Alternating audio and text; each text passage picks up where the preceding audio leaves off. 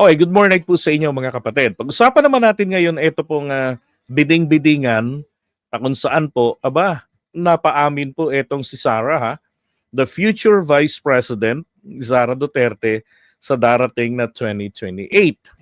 At SP Pro Thank Tem. you. One last question. Oh, Mr. last Chair. question. Yeah, Mrs. Diskaya, meron bang pagkakataon yung siyam na pag-aari mo ng construction company, meron bang pagkakataon na sila naglalaban sa isang bidding, sa isang kontrata? Hindi po. Pag makakuha ko ng record Alam sa ko. DPWH na si St. Timothy, si St. Gerard, si Alpha Phi Omega, sino pa? Si Alpha and Omega and St. Gerard, hindi po sila nagsasali sa isang bidding. Pero Okay yung nga. ibang licenses, magkakasama sila minsan. And then, so minsan naglalaban-laban yung siyam. Yes po. Oh, so that is not a legitimate bidding. Dahil yung siyam na yon na naglalaban-laban sa isang award sa isang kontrata, iisa lang ang may-ari. So kahit sino doon, kahit sinong manalo doon sa bidding na yon, ikaw ang panalo. Dahil sa lahat yun eh. Correct? Tama? Hindi po, kasi ibibigay mo yung may-ari ng mga companies. Oh, I'm, sus. Kasi I'm sabi mo just lang, concerned with Alpha and Miss Omega. Diskaya, Opo. kanina, sinabi mo Alpha Phi Omega lang ang sayo. Opo. Nung tinanong kita ulit, inunumerate ko lahat yung siyam na korporasyon, inamin. Di ba? Opo. O ngayon, ang tinatanong ko sa'yo, yung bang siyam na korporasyon na yon, Panglimang tanong na. naglalaban-laban ba sa bidding yan? Panglimang Yes tanong po. na yan eh. Sabi mo kanina, last question. Hindi ba sumagot? Ay, sumagot. Oh, Hindi, sagutin mo. Opo, sumagot ako. Opo. Naglalaban-laban. Opo. So pag naglalaban-laban yung siyam na korporasyon sa isang kontrata, at kung sino manalo ron, kahit isa sa siyam na manalo, sa'yo pa rin yun, ikaw pa rin ang panalo. Correct? Opo. Sipin nyo yun, di ba? Siyam. Naalala ninyo yung kinukwento ko sa inyo dati pa na naranasan ko noon when I was in college. Nagtatrabaho ako noon sa isang interior design company. Kliyente namin yung Korte Suprema, DOJ, PGH, marami pang iba. Doon ang mga nasa government. Ngayon, doon ko nalaman na ito palang mga lugar. For example, meron pa kami dating Kalubian Leyte. Na ito palang mga lugar-lugar, meron palang mga kumpanyang humahawak. For example, Quezon City, Manila, yan, yung mga magkakatabi, kunwari lang merong kaibigan ng boss namin na kalaban sa negosyo. So, kapag merong pabidding sa lugar na yan, sa area na yan, participant kami. Paano kami magpa-participate? Area niya yon. Ganito lang po yon. So, yung letterhead namin, pupuntahan ng messenger nila, hihingi, bisa bibigyan namin isang ganon. O kaya isang rim.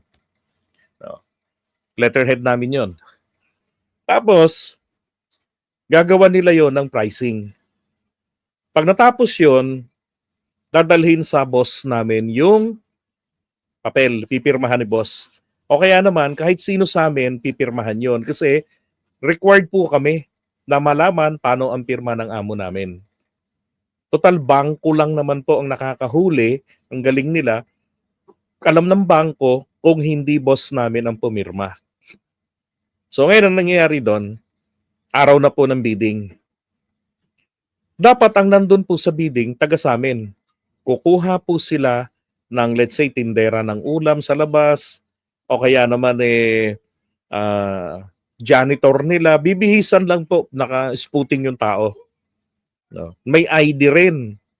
So kung mayroong kaming representante, may ID, no? Dami nila, hindi naman related sa company namin, yung ibang mga kaibigan din na kunwari ay kalaban, ganun din. So tama ang proseso, dumaan doon sa bid committee, nagbayad may bayad yan bidding eh. Pagkuha ng forms na yan, may bayad yan eh. So, ang ending ngayon, sila yung pinakamababa, kami may pinakamalaking presyo. Pag area naman namin, let's say DOJ, i-prepare ko yun. Gulat nga ako, tinuruan ako ng engineer namin. Ikaw, bata, dapat matuto ka nito. Bigo bakit? Paano? Tinuro sa akin yung biding-bidingan. Ang biding-bidingan, yun din ang tawag namin. Binigyan ako ng mga letterhead. Tansyahin mo yung mga presyo, mag-adjust ka ng konti. Ito yung pinaka-presyo natin. Taasan mo sila. No, ito yung pirma nila. Pag hindi mo kayang gayahin, puntahan mo yan. So, kaysa puntahan ko, ginagaya ko yung pirma nila. Magkakaibang ballpen yung ginagamit ko. Grabe. Tapos magkakaiba yung font. Meron kaming electronic typewriter. Meron kaming regular na classic na makinilya. Nakapareho rin ang ginagamit ng kumpanya na yon. Meron din kaming computer doon piniprint. Kapag ka sa amin, ganun po yung kalakaran, magkakaibigan po. 'Di ba? So rito naman kay Diskaya sa biding-bidingan na to, na inamin niya na alinman dun sa siyam na yan na maglaban-laban, panalo pa rin siya. Yung mga yan nga, nakapangalan sa anak niya, kamag-anak, pamangkin ng asawa niya. 'Di ba? So ganung kalukuhan nang nangyari. Gaano po ba kadelikado at kasama ang biding-bidingan? Yeah, that's correct, Kapatid Rex. Yan yung fake bidding. Kaya nga biding-bidingan. Diyan po, hindi po totoo na mababa ang presyo. Naalala ko lang dati, paa ng lamesa na putol. Pagputol ng paa ng lamesa, nasabihan kami ng procurement office ng DOJ. Meron kami ritong papatrabaho na putol yung paa ng lamesa. Magkano lang ang repair nun? Magkano lang? Wala pa siguro 2,000 yung gagastusin. Kasama na yung varnish. Pero ang charge namin, 48,000 pesos. Way back 2000, year 2000. Yung ibang mga kasali sa bading-bidingan namin, papalo ng 70,000 pesos. Ganun po kalupit. Bakit po ganun kalaki yung presyo? Overpriced. Kasi po, 20 mil kay Yusek ganito, 20 mil kay ganito, 10,000 kay ganito. Tapos yung pinakamatindi roon, nabibigyan namin, mga Yusek, mga loko-loko roon. Bibigyan namin ito, may mapili dyan, babae galing Pegasus, 3 dadalhin, pipilian niya. Kada isa ang bayad doon dati ni boss, 15,000. Ang matindi pa, pag inatake ng kamanyak, ang 3 kukunin. Pero ang resulta naman nun, sangkaterbang proyekto. Ganon ang mga katarantaduhan dyan. So dito sa kanila, 'di ba? Sabi nga ni Jezreel, Kabas, winner take all. That's right. 'Di ba? Gagawa kayo ng mga dummy accounts. Isipin mo yung mga anak niya paano nagkaroon ng mga milyones. And that is also the reason kung bakit po yung siyam na calling cards na pinakita ni Risa Ontiveros. Lahat po yun, halos isa lang ang address, isa yung accountant, lahat sa kanila lang. Di ba?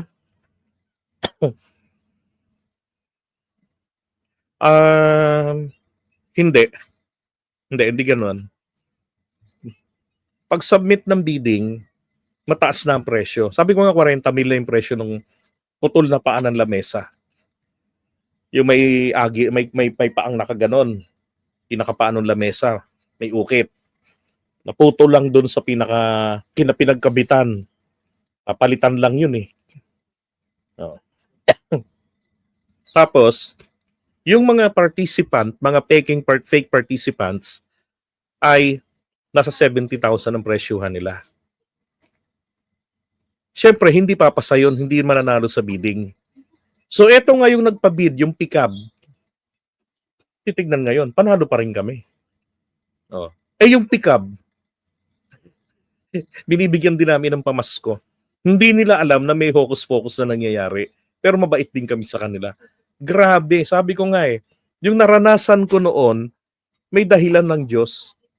Para, ito pala, maikukwento ko sa inyo, makalipas ang 25 anyos. Grabe. Diba?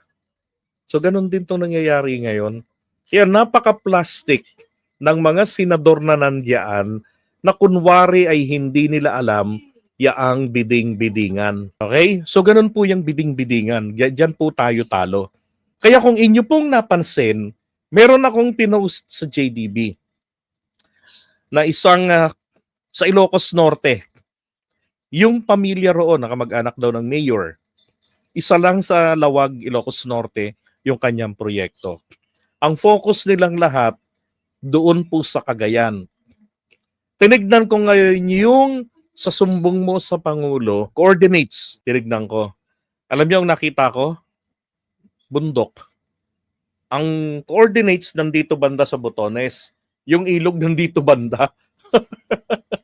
Nung isinum ko yung mapa, walang flood wall. Walang flood control wall na nakalagay.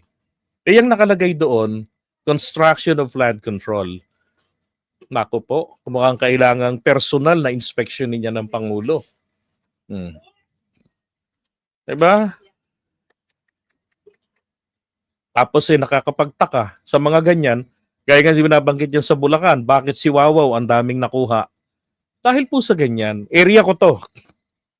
Diba? Area ko to. Tapos sa ganitong lugar, sa ganito lang. Like in Davao. Diba? O, yun at yun lang yung contractor.